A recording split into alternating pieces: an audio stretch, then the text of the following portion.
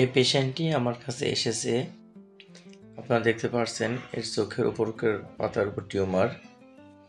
উনি অনেক জায়গায় হোমিওপ্যাথিক মেডিসিন খেয়েছে, কিন্তু ভালো একটা ফল পরিলক্ষিত হয়নি, তাই উনি আমার কাছে এসেছে।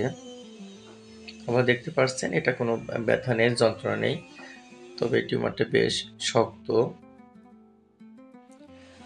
উনি বলছে প্রায় এটা 2 থেকে 3 বছর যাবৎ ওনার চোখের ঠিক উপর পাতার উপরে অবস্থান করছে। হ্যাঁ, আমি নিচের দিকে উল্টে দেখাচ্ছি আপনাদের, দেখুন আপনারা। এটাতে কোনো ব্যথা, বেদনা, জ্বালা, যন্ত্রণা কোনো কিছু নেই, শুধু উঁচু হয়ে আছে।